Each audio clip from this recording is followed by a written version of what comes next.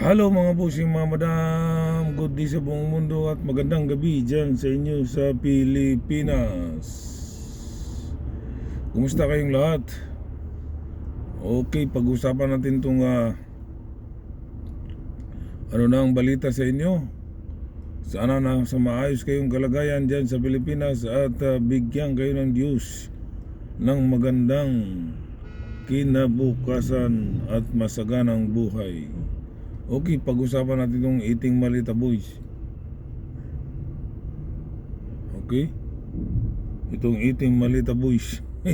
Kasi 14 sa kanila o 14 malita boys ay inaristo. Pero patay si inaristo sila.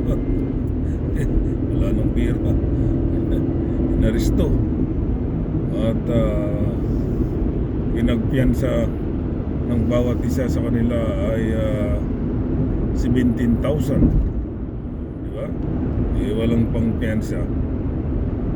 Di naristo sila. Nasaan na yung mga gawa kayo ng kamalian gumagawa kayo ng mga mali sa tao, mga hindi maganda sa tao. Ngayon humihingi kayo ng tulong sa mga taong bayan, magsusulit kayo na manghihingi kayo ng ng tulong sa taong bayan, magsusulit kayo ng manglimos. Doon kayo manghingi sa mga taong tumulong sa inyo. Katulad si Mike Defensor, si Marcolita.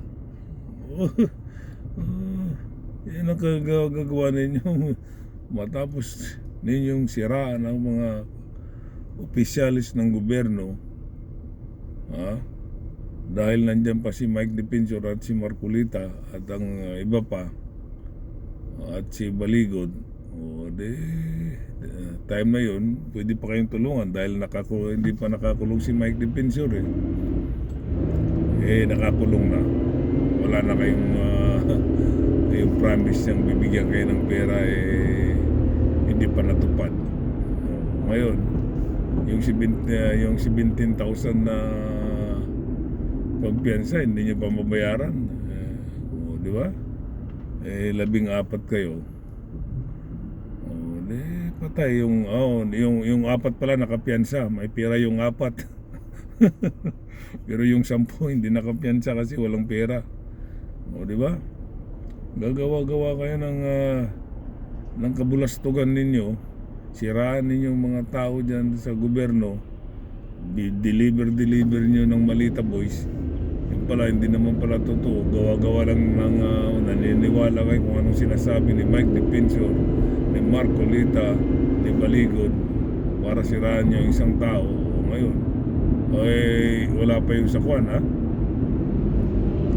wala pa yung sa Mindanao. Pag doon sa Mindanao wala pa yung mga ilang congressman doon sa Mindanao na nag-file ng kaso sa inyo, doon na naman kayo pumunta, pamasahe, piyansa. Saan kayo pupulutin? Hindi nyo iniisip yung kahinat na kung anong mangyayari sa inyo, na alam nyo ginagamit lang kayo. Diba? Wala. That's it, baby. Thank you lang kayo. Wala pa yung kaso sa Mindanao, wala pa yung si Mike Adyong nag-file na ng kaso sa inyo rin. Di pupunta kayo doon sa Mindanao. Diba? Wala pa yung sa Bicol, si Dilima. Mga malita boys, di pupunta na naman kayo doon sa Bicol. Saan kayo kukuha ng pera pamasahe ninyo? Wala pa yung sa Cebu. Yung nag-file sa Cebu rin, taga Bisaya, sa Iloilo. Si Garin. Sa Visayas. Congresswoman Garin. Di ba? Hindi, patay kayo talaga. Saan na naman kayo kukuha ng pamasahe? Wala pa dito sa Maynila, Metro Manila, sa Abante. Di ba? Ang daming mga kaso ninyo. Lahat yan. Lahat pera involved dyan.